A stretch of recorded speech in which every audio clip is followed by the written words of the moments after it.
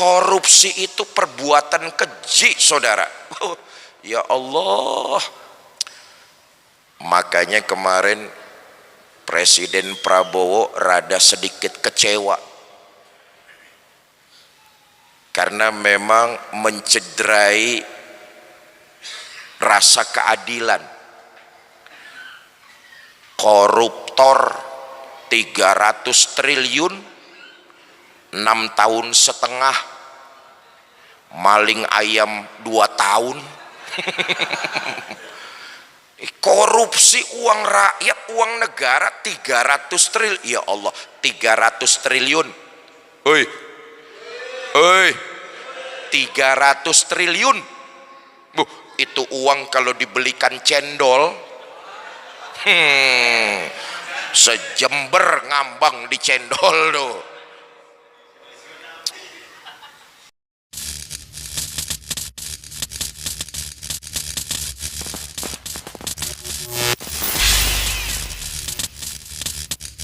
Assalamualaikum warahmatullahi wabarakatuh. Alhamdulillah, salatu wassalamu ala rasulillah, amma ba'du. Yang mulia para ulama, para kiai, para asatiz dan asatizah, yang saya hormati bapak-bapak pejabat pemerintah baik sipil, TNI maupun Polri, hadir di tengah-tengah kita Bapak Camat, Bapak Kades, Bapak Kapolsek, Panitia Tabligh Akbar serta DKM Masjid Fathul Rahman, ibu bapak, saudara-saudara kaum muslimin yang saya cintai. Sebagai masyarakat desa Bedadung ini ya, kita bersyukur kepada Allah memiliki pemerintah. Sebab sebagai sesama warga, sebagai sesama masyarakat, kita nggak bisa mengatur alur kehidupan kita seorang diri. Karena itu kita bersyukur sebagai masyarakat kita memiliki pemerintah. Maka tugas pemerintahlah yang mengatur alur kehidupan kita bermasyarakat. Dari tingkat RT itu pemerintah, RW, Kades, Camat, Bupati, Gubernur, sampai Presiden. Itu pemerintah yang mengatur alur jalannya kehidupan kita bermasyarakat. Dan kita bersyukur kepada Allah memiliki pemerintah. Ya Bu, ya Bu, apaan? Ya, so tahu. Saudara, pernah nggak kita membayangkan sebagai masyarakat Indonesia, khususnya warga desa Bedadung, kita ini hidup tanpa pemerintah? Bisa nggak kita membayangkan? Ya Allah, umpamanya nanti tengah malam tepat jam 000, Presiden Prabowo pidato di televisi dan radio. Saudara-saudara rakyat Indonesia, mulai malam ini tepat jam 000 pemerintah saya nyatakan bubar. Saudara, seketika akan terjadi kekacauan di mana-mana. Yang terjadi hukum rimba. Yang kaya akan menindas yang miskin. Yang kuat akan menyantap yang lemah. Rumah saudara dirampok orang, saudara lapor sama Kapolres. Kata Pak Kapolres, maaf mas, polisi baru saja bubar. Betul apa tidak? Hak asasi saudara diinjak-injak orang, lapor ke pengadilan, pengadilan bubar. Akan terjadi hukum rimba, di mana yang kuat akan menyantap yang lemah. Itulah kita bersyukur dengan adanya pemerintah. Masih ada pemerintah saja, hukum rimba sering terjadi. Yang kuat menyantap yang lemah. Hoi, hoi,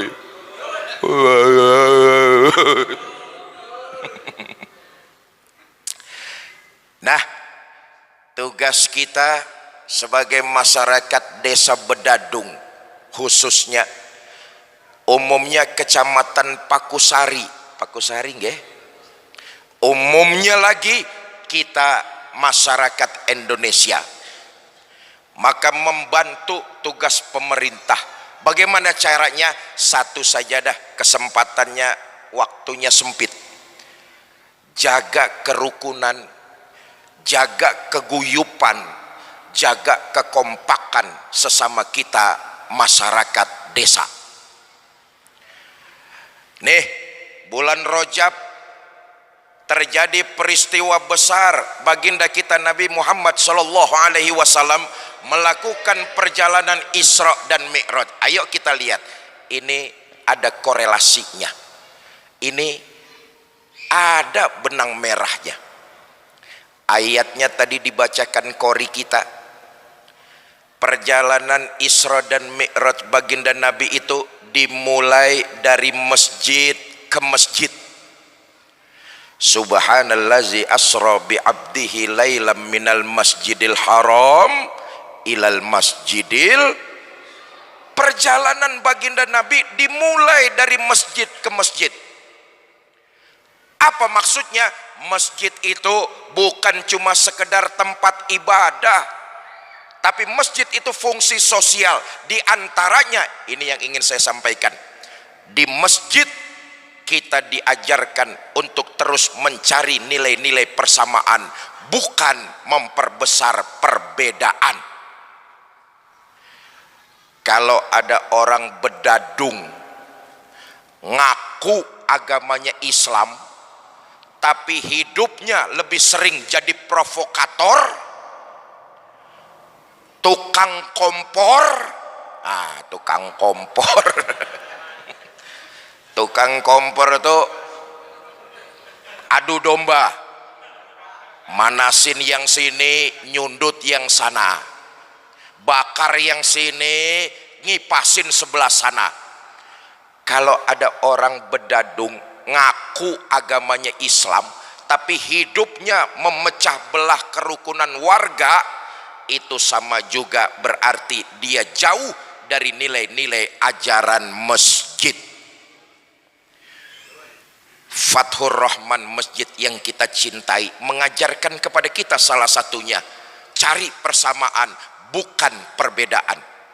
Saudara, kalau perbedaan sampai kiamat pasti akan ada. Betul apa tidak? Perbedaan itu sunatullah kok. Enggak usah contoh yang susah, contoh yang gampang saja nih. Sore ini yang hadir di Masjid Fathur Rahman nih, ada enggak yang wajahnya sama? Ada apa tidak? Jangankan wajah sama, senyum kita saja beda-beda. Betul apa tidak? Tapi di masjid ini kita diajarkan bukan mencari perbedaan, tapi carilah persamaan. Maka orang yang memakmurkan masjid, dia akan meningkatkan silaturahmi. Perbedaan membuat ia malah menjadi keluarga. Nah, ini penting nih. Saya ulangi, orang yang memakmurkan masjid memandang perbedaan adalah sebuah keluarga. Mencari persamaan, bukan mempertajam nilai-nilai perbedaannya. Justru perbedaan di tengah-tengah kita membuat harmoni, membuat keindahan. Yang datang ke sini nih bajunya warna-warni. Ada yang hitam, ada yang abu-abu, ada yang biru, ada yang putih. Berbeda apa tidak warnanya? Indah nggak dipandang mata? Indah. Orang yang memakmurkan masjid, dia akan memahami keindahan dari perbedaan. Maka perbedaan membuat dia jadi keluarga besar. Saya Fikri Zainuddin MZ, berbeda dengan saudara bapak ibu yang hadir di Masjid Fathur Rahman. Saudara, betul-betul Saudara, ada yang lahir di Jember, ada yang lahir di Banyuwangi, ada yang lahir di Lumajang, ada yang lahir di Madura. Saya qadarullah lahir di Jakarta. Saya tanya, tempat lahir kita berbeda apa tidak? Berbeda apa tidak? Orang yang memakmurkan masjid, dia memahami perbedaan adalah sebuah keindahan yang harus dijaga, harus dirawat dengan saling menghormati, saling menghargai, dan tetap saling mengasihi. Perbedaan menyebabkan kita jadi keluarga besar. Saya datang sore ini ke Bedadung, saya nggak merasa sebagai seorang tamu, walaupun kita berbeda. Perbedaan mengajarkan kita menjadi sebuah keluarga. Saya datang ke sini nih berkunjung kepada keluarga besar saya, kaum muslimin dan muslimat di desa Bedadung. Menghina saudara sama juga menghina saya. Menyakiti saudara sama juga menyakiti saya. Saya adalah saudara, saudara adalah saya, di hatiku ada kamu. Asik. Masjid Fathur Rahman mengajarkan perbedaan, kita harus saling menghormati, menjadikan kita sebagai keluarga besar. Kita lihat sekarang, rumah ibu dan bapak pasti arahnya berbeda-beda. Ada yang menghadap arah ke barat, timur, utara, dan selatan. Betul apa tidak? Tapi tadi waktu kita hendak melaksanakan sholat asar berjamaah, walaupun kita datang dari arah yang berbeda-beda, kita masuk ke dalam masjid, semua kita menghadap arah yang sama, membaca bacaan yang sama, mengikuti tuntunan Nabi yang sama, menyembah Allah Tuhan yang sama.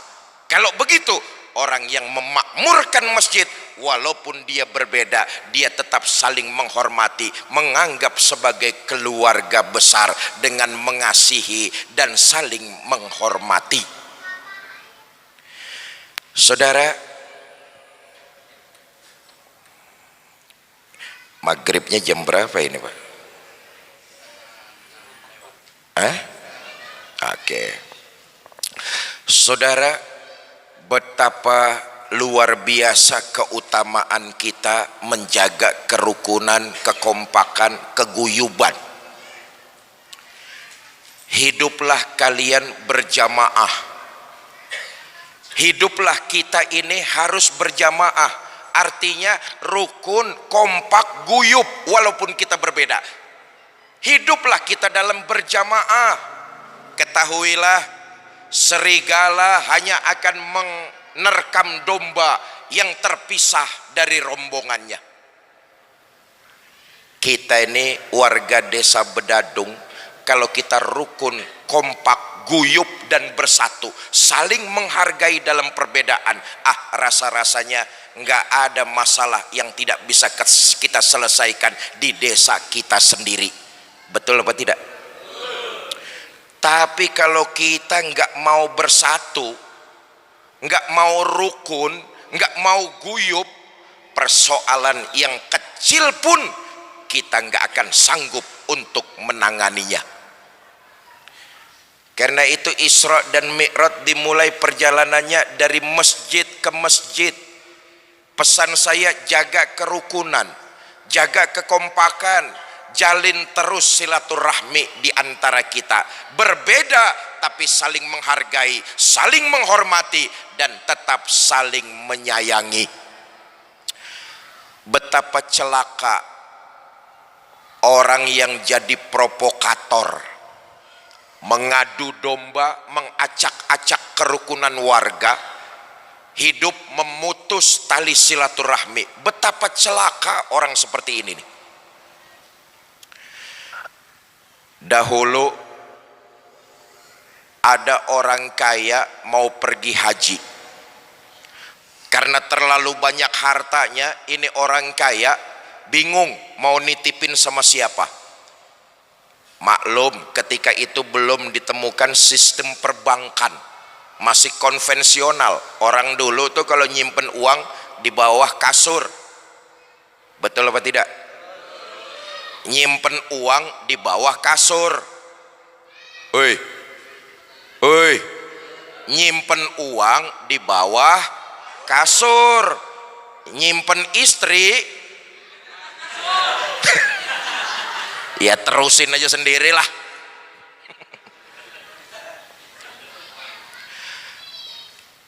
Ini orang kaya bingung, dia mau nitipin uangnya sama siapa?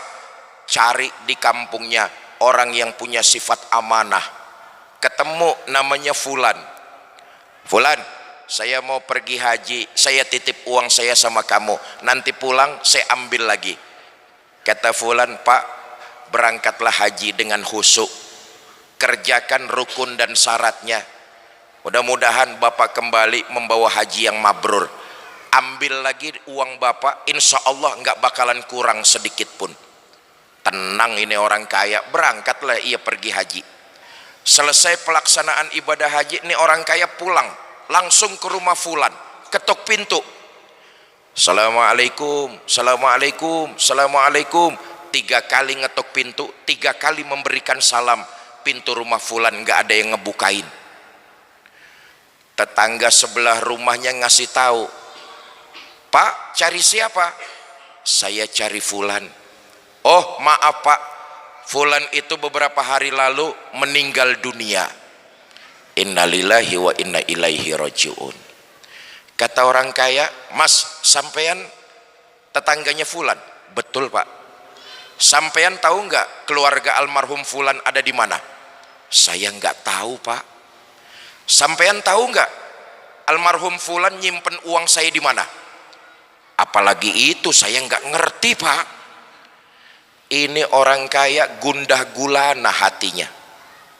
Tetangga nggak tahu keluarganya ada di mana, tetangga juga nggak tahu almarhum Fulan nyimpen uangnya di mana. Gundah, gelisah.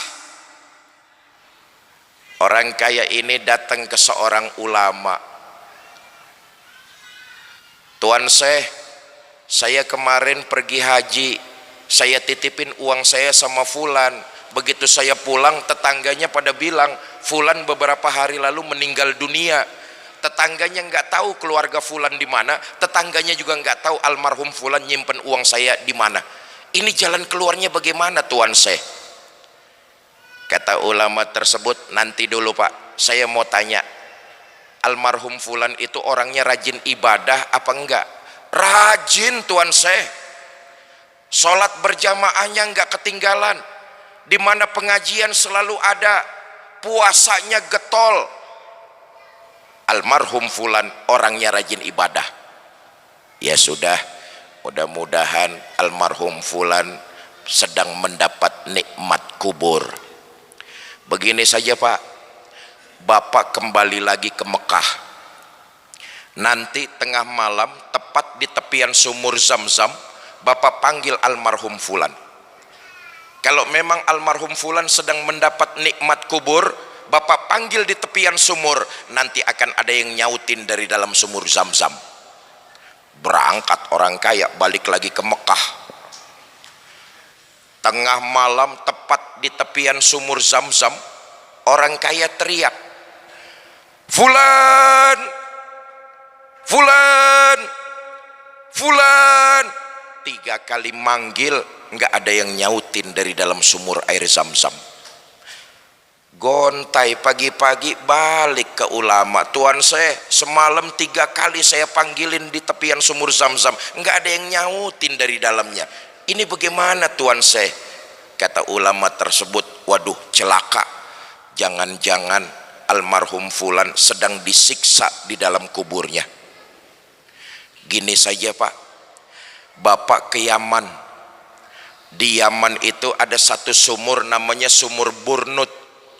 Kalau memang almarhum Fulan sedang disiksa di dalam kuburnya, Bapak panggil di tepian sumur Burnut, nanti akan ada yang nyautin dari dalamnya. Orang kaya berangkat ke Yaman. Tengah malam tepat di tepian sumur Burnut nih, orang kaya teriak, Fulan, oi.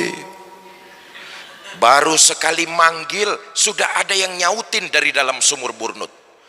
Terkejut orang kaya, ya Allah fulan, kenapa kamu sedang disiksa di dalam kuburmu? Waktu hidup di dunia kan kamu rajin ibadah, sholat berjamaah enggak ketinggalan, di mana pengajian kamu hadir. Hidup di kampung mati-matian menjaga amanah, enggak pernah khianat. Kenapa kamu sedang disiksa di dalam kuburmu? Pak, betul. Waktu hidup di dunia memang saya rajin ibadah. Benar, waktu hidup di desa, di kampung, saya mati-matian jaga amanah. Rupa-rupanya masih ada satu persoalan yang belum saya selesaikan. Mumpung Bapak datang ke sini, saya minta tolong Pak, temui saudara saya, sampaikan salam permohonan maaf dari kesalahan yang pernah saya lakukan dulu. Terkejut orang kaya, loh sampean punya saudara? Punya Pak. Di mana? Desa Bedadung.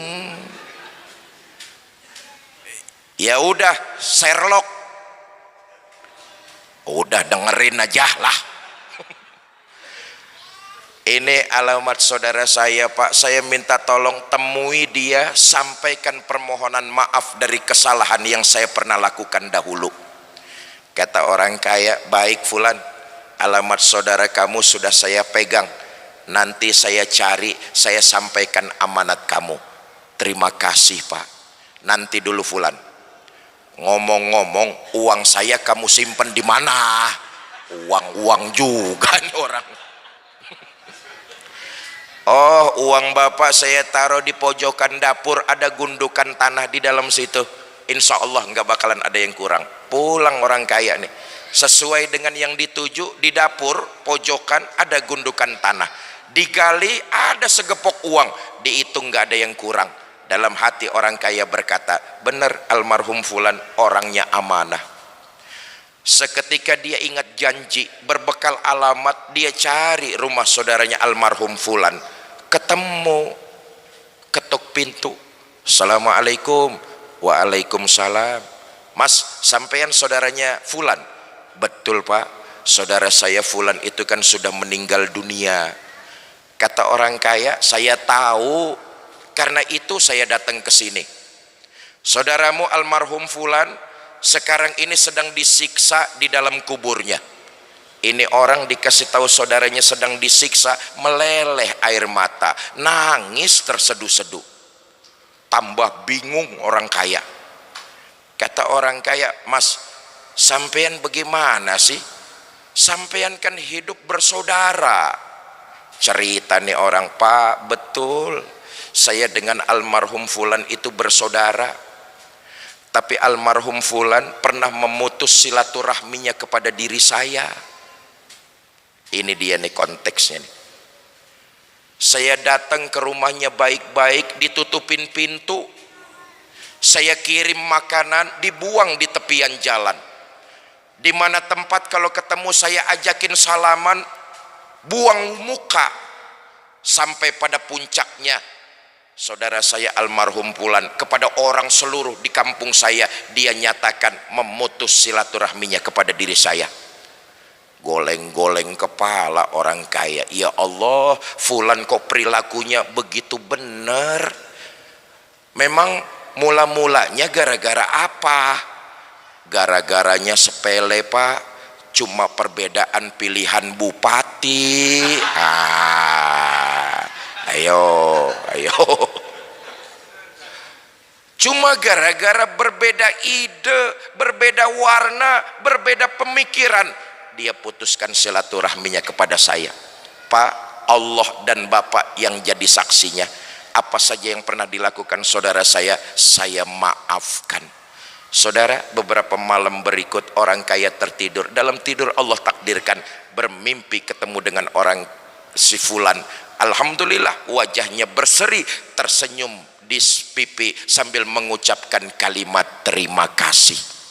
Begitulah Masjid Fathur Rahman.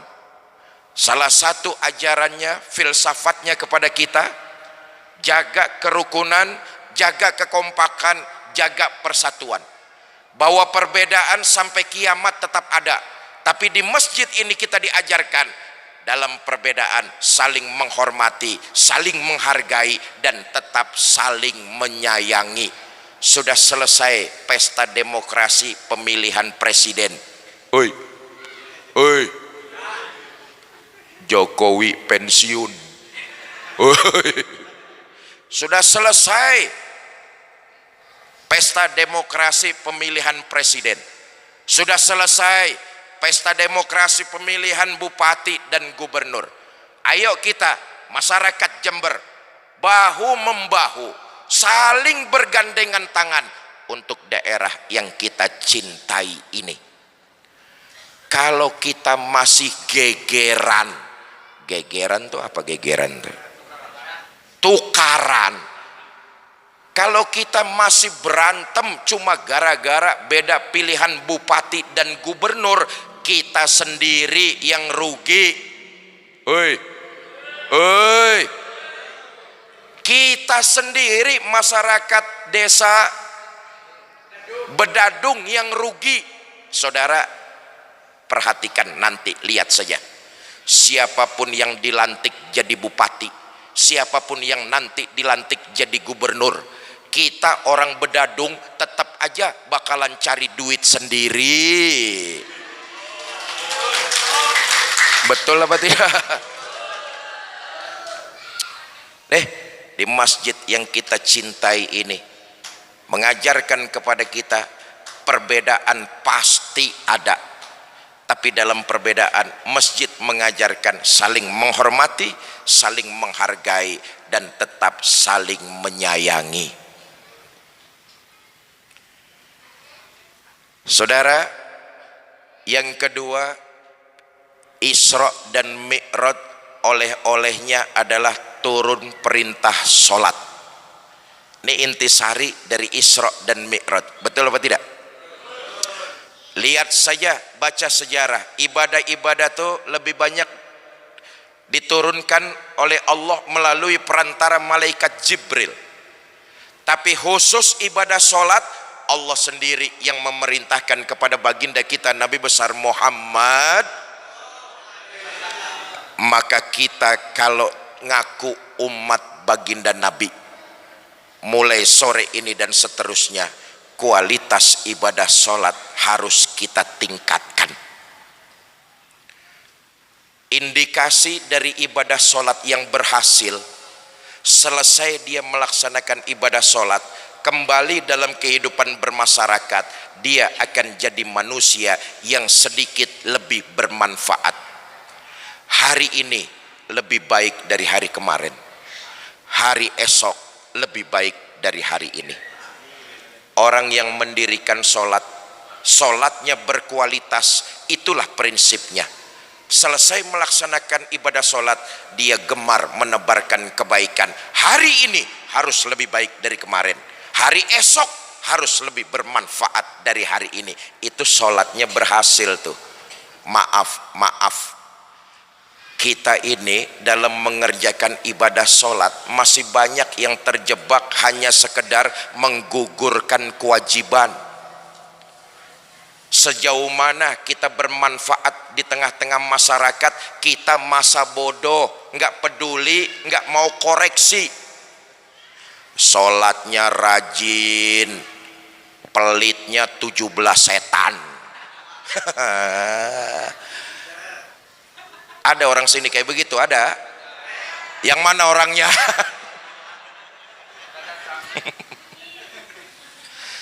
Sholatnya tekun, tapi sama tetangga seneng bener nyakitin perasaan orang.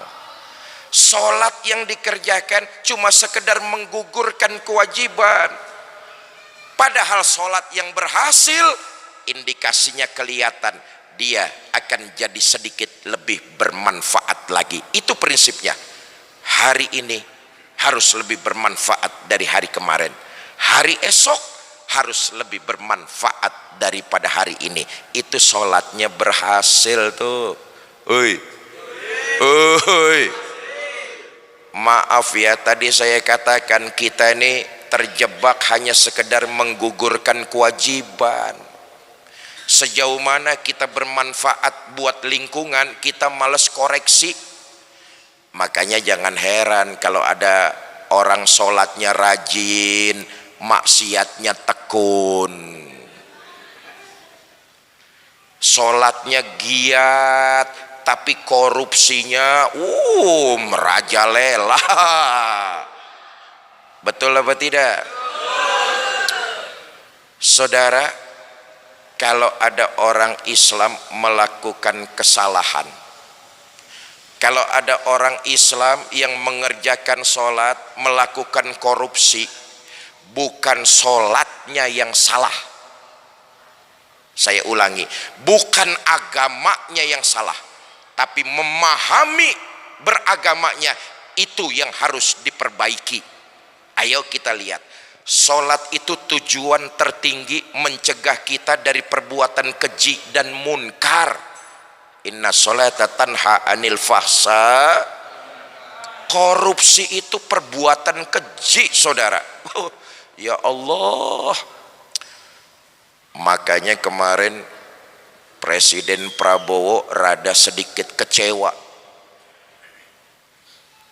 karena memang mencederai rasa keadilan.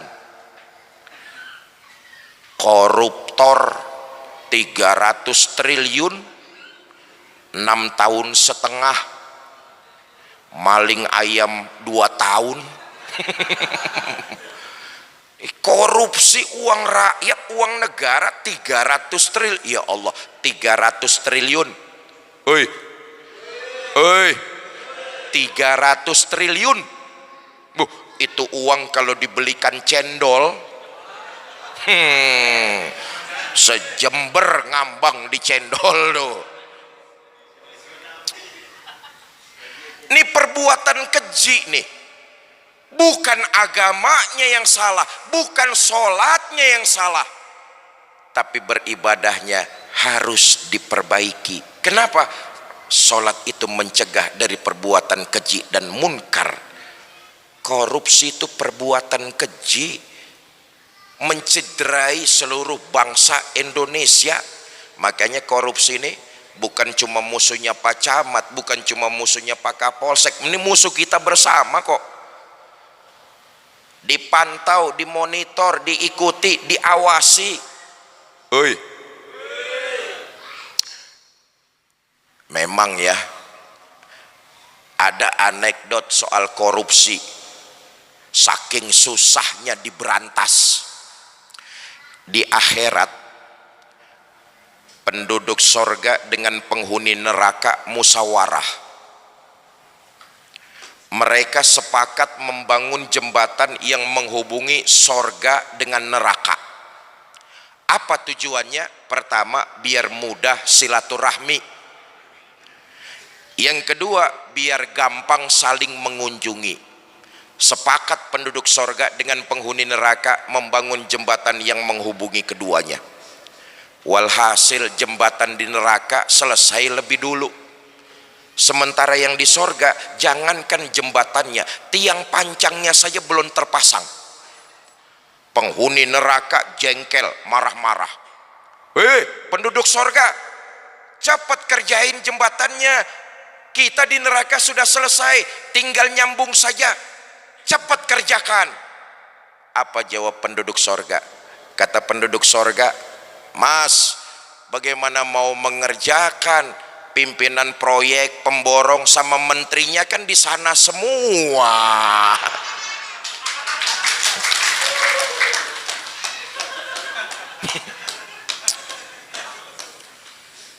Saya kembali ke perihal sholat. Ini oleh-oleh yang dibawa oleh baginda kita Nabi besar Muhammad sallallahu alaihi wasallam. Nah, kalau kita ngaku cinta kepada baginda Nabi, tingkatkan kualitas ibadah sholat kita, lalu tunjukkan dalam kehidupan bermasyarakat. Jadilah setiap kita manusia yang bermanfaat. Saudara-saudara, mau meningkatkan meningkatkan kualitas ibadah sholat? Oh, yang jawab 30 orang.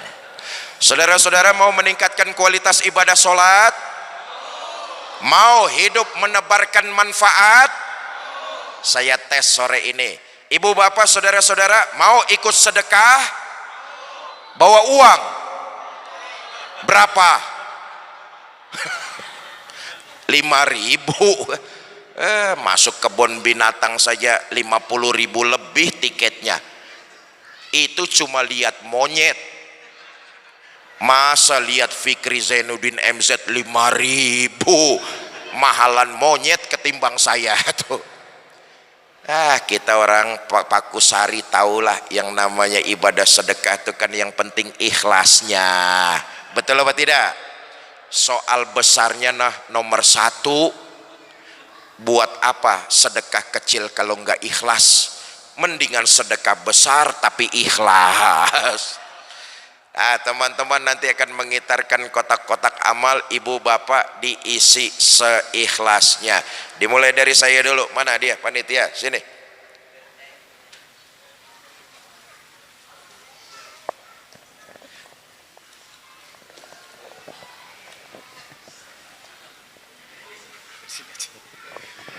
Bapak Ibu, monggo sinambi ikut bersedekah, kita sholat bersama-sama aja. Sallallahu ala Muhammad, sallallahu alaihi wasallam, sallallahu ala Muhammad, sallallahu alaihi wasallam, sallallahu ala Muhammad, sallallahu alaihi wasallam, sallallahu ala Muhammad, sallallahu alaihi wasallam. Sebedah melih je. Sallallahu ala Muhammad,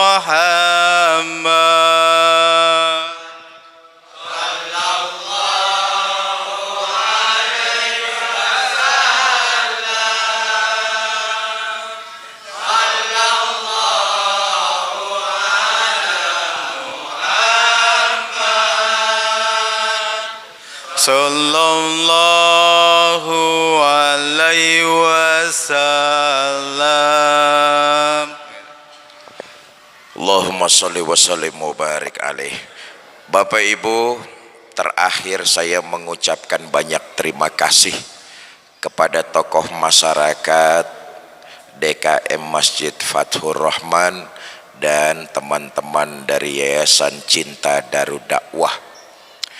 Yayasan ini yang membawa saya safari di Nusantara dari Sabang sampai Merauke. Ini titik yang ke-9 di Fathur Rahman. Insya Allah nanti malam titik yang ke-10 di daerah Maesan, Bondowoso, lalu terus ke Surabaya karena besok pagi-pagi saya harus bertolak kembali ke Jakarta. Sudah 4 hari muter di Jember. Kebetulan nggak bawa istri, ndase wis mumet ini.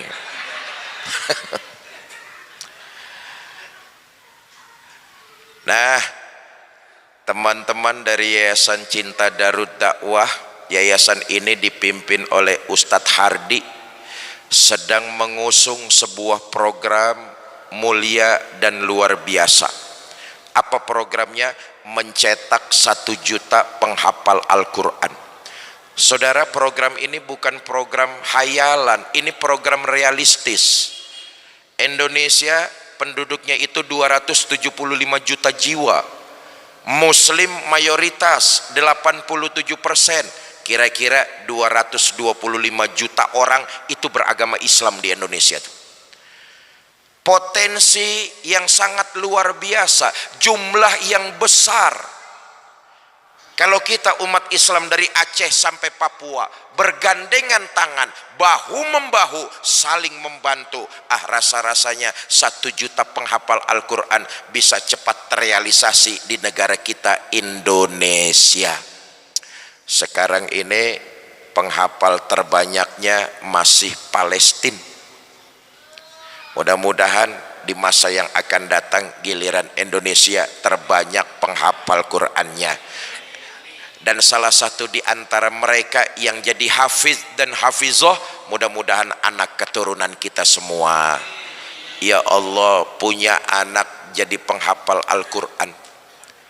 Atau kita membiayai, membantu santri yang menghafal Al-Quran.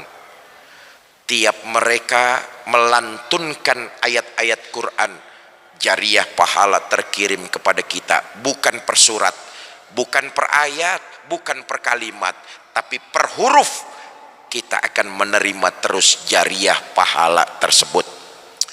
Nah, nanti Ustadz Hardi akan menyampaikan sekelumit dan mengajak kepada kita semua untuk berkontribusi penggalangan donasi mencetak 1 juta penghafal Al-Quran.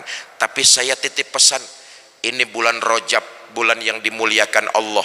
Di bulan ini kita dianjurkan untuk memperbanyak amalan-amalan, salah satunya amalan sedekah.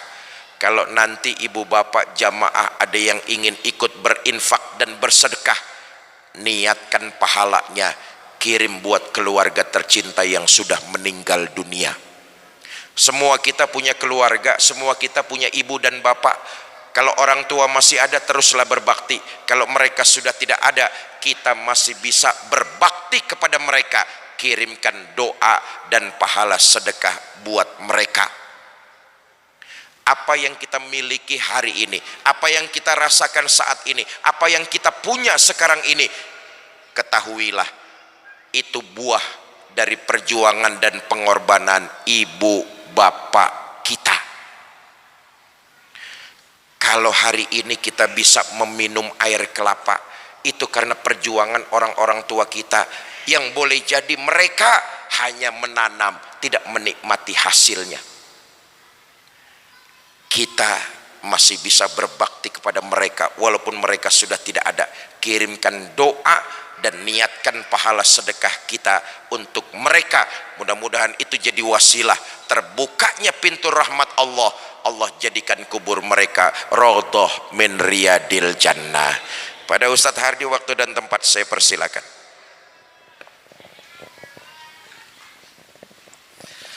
Baik, alhamdulillah, masya Allah Bapak Ibu. Nasihat tausiah dari beliau mudah-mudahan kita bisa ambil hikmahnya, kemudian bisa kita kerjakan dalam kehidupan sehari-hari. Bapak Ibu, baik, kami mewakili tim Safari Dakwah Kiai Haji Fikri Zainuddin MZ dan Yayasan Cinta Darul Dakwah yang memprakarsai safari dakwah beliau ke seluruh Indonesia, dari Sabang sampai Merauke, dari Sumatera sampai Papua, yaitu dalam rangka program untuk mencetak 1 juta penghafal Al-Quran seluruh Indonesia, di mana program ini dulu pernah disematkan oleh almarhum Syekh Ali Jabir. Berhubung beliau sudah Allah panggil duluan, maka cita-cita beliau kita teruskan. Dan alhamdulillah pada sore hari ini Pak Kiai membawa oleh-oleh atau hadiah. Apa ini Bapak Ibu? Mushaf Al-Quran. Ini bukan sembarang mushaf Al-Quran, karena di dalamnya ada tanda tangan beliau Kiai Haji Fikri Zainuddin MZ sebagai tanda cinta kasih beliau kepada kita semua. Bagaimana syaratnya supaya dapat hadiah ini? Syaratnya cuma satu Bapak Ibu, yaitu apa? Bapak Ibu sore hari ini ikut andil mensukseskan program mencetak 1 juta penghafal Al-Quran seluruh Indonesia dengan cara sore hari ini menyisihkan sebagian rezekinya, yaitu 2 juta rupiah yang bisa diangsur atau dibayar atau ditunaikan selama 5 bulan. Jadi sore hari ini Bapak Ibu tidak perlu setor infaknya, cukup sore hari ini niatkan dalam hati aja ingin infak dan sedekah untuk program mencetak 1 juta penghafal Al-Quran seluruh Indonesia. Nanti apabila Bapak Ibu ada yang berminat, apabila ada yang berminat loh, boten dipaksa loh, apabila ada yang berminat, silahkan nanti angkat tangan, maju ke depan dan terima hadiahnya ini diserahkan langsung oleh Pak Kiai, bukan oleh saya, Nah, setelah menerima hadiah mushaf Al-Quran, nanti yang maju ke depan sini didoakan oleh Pak Kiai, semoga sekeluarga menjadi ahli Quran. Masih dapat hadiah lagi dari Pak Kiai, yaitu apa? Didoakan. Mungkin selama ini hidup di dunia hajat-hajatnya belum dikabulkan oleh Allah, seperti lama sakit belum sembuh-sembuh, kemudian nikah lama belum punya anak, atau punya usaha tapi maju mundur nggak maju-maju, jatuh bangun jatuh nggak bangun. Yang intinya semua kesulitan dunia atau hajat-hajat dunia yang belum dikabulkan, nanti waktu di depan bisikkan kepada Pak Kiai, mohon kami didoakan hajat kami supaya dikabulkan oleh Allah Subhanahu wa ta'ala. Pak Kiai ini musafir, kata Nabi apa? Kata Nabi, musafir itu insya Allah doanya mustajab.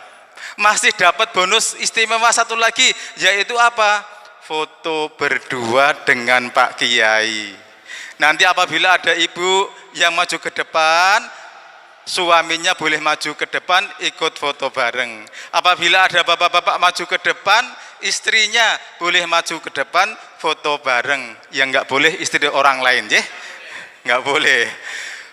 Maka dari itu Bapak Ibu, monggo niatkan dulu aja ingin membantu berinfak bersedekah untuk program mencetak 1 juta penghafal Al-Quran seluruh Indonesia. Kami punya waktu hanya 10 menit, dan 10 menit dari sekarang apabila ada bapak atau ibu yang berminat untuk mendapatkan hadiah mushaf Al-Quran dan doa istimewa dan foto berdua dengan Pak Kiai dengan cara menginfakkan 2 juta rupiah yang bisa diangsur selama berapa bulan? 5 bulan. Yang berminat silahkan angkat tangan. 1. Ada lagi? Masya Allah, ada 1 Bapak di sini.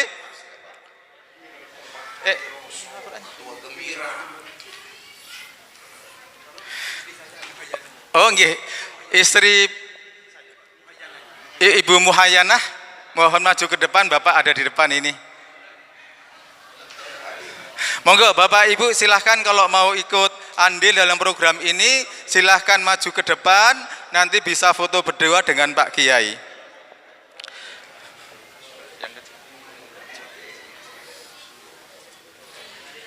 Satu lagi Bapak Ibu, Pak Kiai juga menyediakan hadiah mushaf yang lebih kecil. Yang ini insya Allah ini Bapak Ibu yang ingin bersedekah berinfak sebesar 1 juta rupiah, sama bisa diangsur, bisa dibayar, ditunaikan selama 5 bulan. Bapak Ibu, selama ini kami Yayasan Cinta Darul Dakwah Lombok ada di samping juga untuk mencetak 1 juta penghafal Al-Quran, kami juga memberikan beasiswa kepada putra-putri Bapak Ibu semua di seluruh Indonesia, yaitu beasiswa apa? Beasiswa belajar ke Al-Azhar Kairo Mesir. Masya Allah, kemarin Bapak Presiden kita, Bapak Prabowo setelah dilantik kunjungan pertama, ya, kunjungan pertama ke luar negeri untuk perguruan tinggi adalah ke Al-Azhar Kairo Mesir. Maka itu kami dari Yayasan Cinta Darud Dakwah memberikan beasiswa kepada putra-putri kita seluruh Indonesia, siapapun kita berikan beasiswa untuk belajar di sana. Alhamdulillah tahun kemarin kami meloloskan 1 pelajar bisa belajar di sana. Kemudian untuk tahun ini kami memberikan diklat atau pembekalan sebanyak 23 santri yang nanti akan kita masukkan ke Al-Azhar Kairo Mesir. Jadi Bapak Ibu rahimakumullah, insya Allah sedekah dan infak dari Bapak Ibu semua, insya Allah untuk generasi-generasi muda kita semua. Dan Alhamdulillah saat ini banyak pondok pesantren, ada 13 pondok pesantren yang kita berkolaborasi, kemudian kita bersama-sama menerima santri-santri yang untuk penghafal Al-Quran di seluruh Indonesia. Nggih, Bapak mau maju? Oh, nggih, monggo Bapak, monggo Pak. Jadi Bapak Ibu silahkan, ada yang mau 2 juta ya silahkan, mau 1 juta ya silahkan. Sama, semuanya mendapatkan hadiah, didoakan sama Pak Kiai, kemudian foto berdua dengan Pak Kiai. Dan semua juga sama, yang 2 juta bisa diangsur dicicil 5 bulan, yang 1 juga bisa dicicil 1 bulan, 2 bulan, sampai 5 bulan. Ustadz, gimana kalau 5 bulan kemudian Allah belum memberi rezeki kepada saya? Oh, tidak apa-apa Bapak Ibu, ini kan hadiah, ini bukan jual beli, ini bukan hutang. Jadi seandainya selama 5 bulan kok Allah belum ngasih rezeki, tidak apa-apa. Nanti ditunggu 6 bulan, 7 bulan, 8 bulan, dan seterusnya sampai Allah ngasih rezeki kepada Bapak Ibu semua. Sampai lunas lurus Bapak. Tapi seandainya belum juga tidak apa-apa Bapak. Yang penting ngeten, yang penting niatkan hari ini kepingin bantu, kepingin infak sedekah untuk membantu program mencetak 1 juta penghafal Al-Quran seluruh Indonesia. Yang penting itu dulu.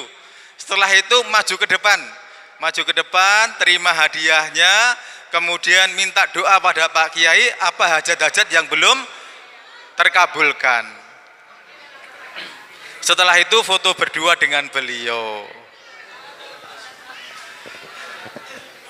Kemarin di beberapa tempat Bapak Ibu, di majelis taklim yang di Malang kemarin, itu ada yang bertanya bahwa, Ustaz, gimana ini kalau belum saya tunaikan kok kemudian Allah panggil duluan? Nah ini Bapak Ibu semuanya tidak menjadikan dosa, karena ini bukan hutang, jadi ini infak yang diberi hadiah. Kami senang Bapak Ibu ikut ini pun. Kemudian yang penting satu apa? Mushaf Al-Qur'annya dibaca untuk darus setiap hari. Apalagi ini sebentar lagi Ramadan, ya. Mushafnya yang penting dibaca untuk memberi kebarokahan kepada kita semua. Jadi Bapak Ibu monggo yang mau ikut andil, yang mau ikut infak sedekah 1 juta atau 2 juta, monggo semuanya bisa diangsur, bisa ditunaikan selama 5 bulan. Tetapi kalau seandainya ya sore ini sudah ada, kemudian mau ditunaikan boleh. Atau kalau sore ini mau transfer lewat M-Banking juga boleh, atau sore ini baru bawa mungkin 100-200 mau dititipkan juga boleh, tidak apa-apa. Intinya ini kami beri kelonggaran yang selonggar-longgarnya, bahwa apa? Bahwa Bapak Ibu ikut mendukung dengan program ini, program yang sangat luar biasa, program yang kemudian Bapak Ibu kalau lihat di RCTI ada program apa? Hafid kecil. Nah, itu bermula dari ide Syekh Ali Jabir untuk mencetak 1 juta penghafal Al-Quran seluruh Indonesia. Nah, sampai sekarang program itu di RCTI masih ada, ya. Hafid kecil, ya, Hafid cilik RCTI Indonesia. Bapak Ibu rahimakumullah, mungkin dari Bapak Ibu masih ada yang malu-malu untuk maju. Ini mungkin sebelum Pak Kiai doa, saya hitung 1 menit dari sekarang, mungkin ada yang ingin nyusul. Ada Ibu yang menyusul? Bapak ada? Ada yang menyusul? Bapak yang di luar ada? Nah, kalau nggak ada, sementara kita tutup dulu doa oleh Pak Kiai. Nanti setelah doa, jadi setelah doa, Bapak Ibu kalau mau nyusul boleh. Pak Kiai masih di sini sebentar, kemudian nanti bisa menerima nyusul ikut infak sedekah yang 2 juta maupun 1 juta. Demikian dari kami, monggo Pak Kiai untuk doa dulu ya. Bapak Ibu, mari sama-sama kita bacakan suratul Fatihah. Banyak keluarga kita yang ikut bersedekah. Pahala sedekah ini pertama mereka niatkan buat keluarga yang sudah meninggal dunia. Mudah-mudahan dengan wasilah sedekah yang mereka lakukan sore ini, Allah jadikan kubur keluarga mereka raudhah min riyadil jannah. Yang kedua, pahala sedekah ini diniatkan penjagaan keluarga. Kalau ada yang sakit, mudah-mudahan dengan wasilah sedekah Allah angkat penyakitnya, Allah berikan kesembuhan seperti sedia kala. Buat anak keturunannya yang sedang bekerja, ikhtiar, berusaha dan menuntut ilmu, dengan wasilah sedekah mudah-mudahan Allah mudahkan dan Allah lancarkan dalam segala aktivitasnya. Yang ketiga, pahala sedekah ini diniatkan hajat dan keinginan yang selama ini terpendam, mudah-mudahan segera diijabah. Ada yang hajatnya kepengen melaksanakan ibadah haji atau umroh. Ada yang hajatnya kepengen anak-anaknya masuk pondok pesantren dan jadi penghafal Al-Quran. Ada yang hajatnya kepengen punya menantu yang baik. Ada yang hajatnya kepengen masalahnya segera selesai. Hajat yang baik-baik tersebut dengan wasilah sedekah mudah-mudahan segera Allah ijabah. Bitilkal niyah. Al-Fatihah. Alhamdulillahi rabbil alamin arrahmanir rahim maliki yaumiddin iyyaka na'budu wa iyyaka nasta'in ihdinas siratal mustaqim siratal ladzina an'amta 'alaihim. Astaghfirullahalazim. Allahumma salli wa sallim wa barik ala sayyidina Muhammad wa ala alihi wa sahbihi ajma'in. Allahumma ya muyassir kulli asir, yassir alaina kulla asir, fatafsirul asir alaika yasir. Allahumma man la yahtaju ilal bayani wa tafsir, hajatuna ilaika kasir, wa anta alimun biha wa basir.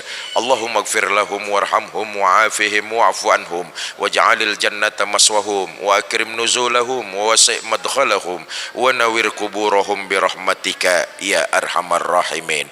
Rabbi gfir lana wa liwalidayna warhamhuma kama rabbayana saghira, wa li jami'il muslimina wal muslimat wal mu'minina wal mu'minat al ahya'i minhum wal amwat. Allahumma arinal haqqa haqqa warzuqna ittiba'a wa arinal batila batila warzuqna ijtinaba. Rabbana hablana min azwajina wa zurriyyatina qurrata a'yun waj'alna lil muttaqina imama.